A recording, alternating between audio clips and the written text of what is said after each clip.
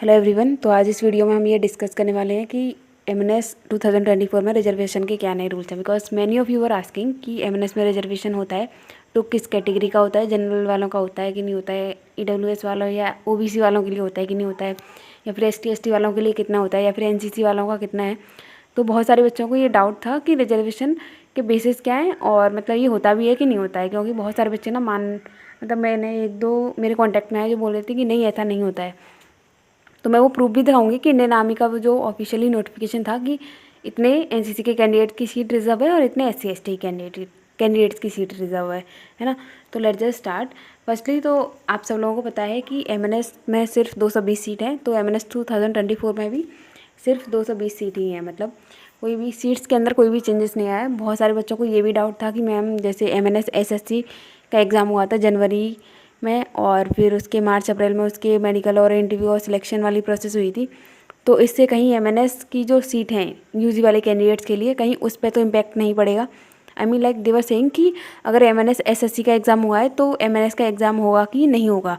Because अभी तक form भी आउट नहीं हुए हैं ना, तो बच्चों को ये भी क्योरी थी कि ऐसा होगा कि नहीं होगा। तो ऐसा नहीं है कि एमएनएस का एग्ज़ाम होगा और जितनी सीट पहले थी 220 उतनी ही सीट अब रहेंगी, कोई भी चेंजेस नहीं आएगा उसमें। ठीक है, मतलब वो एमएनएस एसएससी का अलग से उन्होंने कंडक्ट करवाया था मई आई थिंक 2019 तक, तो वो एग्ज़ाम होता ही था।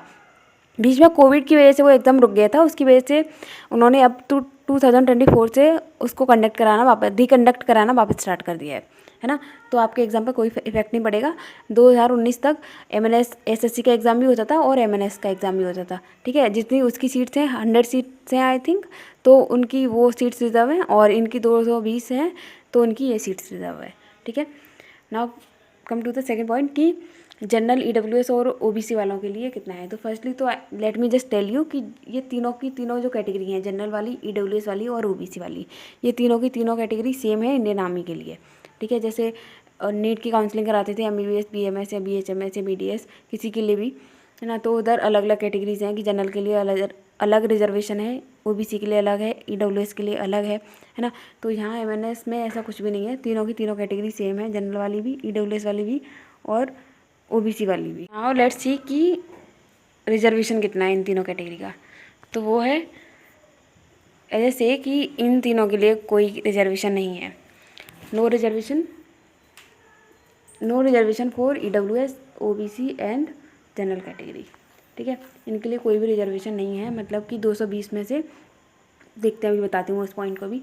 ठीक है ना, कम कि एससी एसटी के लिए कितना है। तो एससी एसटी के लिए भी 15 सीट रिजर्व है। ठीक है, ओके। और ना और अब सब देखते हैं कि एनसीसी वाले कैंडिडेट्स के लिए कितना है। तो एनसीसी वाले के लिए सबसे ज़्यादा है। ठीक है, इनका जो रिजर्वेशन है वो 25 सीट्स का है। मतलब इनका जो रिजर्वेशन है ना वो 10% से भी ज़्यादा हो गया। ठीक है, और एससी एसटी का जो रिजर्वेशन है वो 10% से थोड़ा सा कम है। वो निकाल सकते हैं, मतलब निकाल देते हैं कि कितना होगा, मतलब 220 × 15 डिवाइडेड बाई 100 कर देना तो वो आपका परसेंटेज आ जाएगा। ठीक है, लेकिन 10% से कम है बिकॉज 220 का परसेंटेज देखोगे तो 20 क्या होगा उसका, 22 उसका क्या होगा, 10% होगा, है ना, 220 का। तो इस हिसाब से अब देखते हैं कि टोटली ये है एमएनएस इंडियन आर्मी की तरफ से जो ऑफिशियली नोटिफिकेशन में उन्होंने बोला था कि रिजर्वेशन कितना है। तो वो देख लेते हैं। ऊपर ना देखो ये भी लिखा हुआ है, Nupur Chinda brigadier MS PNT headquarter से। तो डीजीएमएस ऑफिस से ये मेल या नोटिफिकेशन जो भी उन्होंने किया था वहीं से है वो। ठीक है, तो इन्होंने क्लियरली इसमें मेंशन किया है the reservation of seats for BSc nursing course as per existing policy. तो एससी एसटी कैंडिडेट्स के लिए कितनी है, 15 सीट्स हैं। ठीक है, और एनसीसी कैंडिडेट्स के लिए कितनी है, 25 सीट्स हैं। Let me clarify this point two you कि एनसीसी के अंदर कौन से आते हैं, मतलब ए सर्टिफिकेट वाले, बी सर्टिफिकेट वाले या फिर सी। तो जिसके पास में सी सर्टिफिकेट होगा ना उसी को रिजर्वेशन वाली कैटेगरी में रखा जाएगा। ठीक है, ए और बी को कुछ पॉइंट्स मिलते हैं बट वो रिजर्वेशन वाली कैटेगरी में नहीं आते हैं। ठीक है, रिजर्वेशन वाली कैटेगरी में वही आते हैं जिनके पास में सी सर्टिफिकेट होता है। अब देख लेते हैं कि सीट्स रिजर्व कितनी होगी। 25 + 15 कितना होगा, 40 सीट्स होगी। मतलब कि आउट ऑफ 220 180 जो है वो रिजर्व्ड है। ठीक है, तो ये रिजर्व है। अब 180 रिजर्व, अब 40 रिजर्व है तो बची कितने की, सिर्फ 180।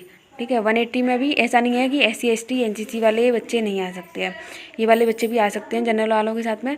ये ऐसा है कि SC ST 15 सीट तो रिजर्व ही हैं, मतलब उसमें कोई जनरल वाला EWS वाला या OBC वाला बच्चा नहीं आएगा। ठीक है, ये तो SC ST वाले ही फिल करेंगे। ठीक, और जैसे 25 NCC के हैं तो इसमें सिर्फ NCC वाले ही जाएंगे। अब इसके अलावा भी इन दोनों कैटेगरी के बच्चे बनते हैं और वो उनका मार्क्स जनरल वाले या OBC वाले या फिर EWS वालों से ज़्यादा है तो वो ये वाली सीट्स ले सकते हैं। इनमें से 180 आउट ऑफ 180 वो कोई कितनी भी सीट ले सकते हैं, लेकिन जनरल वाले जो NCC और SC ST का रिजर्वेशन है उसमें नहीं आ सकते। ठीक, तो ये रिजर्वेशन का जो भी था पूरा प्रोसीजर यही है। अब इसके अलावा अगर किसी को डाउट हो तो then let me know in the comment section, I will explain. Okay, and like, share and subscribe my channel and share this video to the other candidate also who are going to give MNS 2024 exam और 2025 या फिर in future वो कभी भी दें और उनको इस चीज़ से रिलेटेड अगर कोई जानकारी चाहिए तो आप ये वीडियो उनके साथ शेयर कर सकते हैं। Thank you.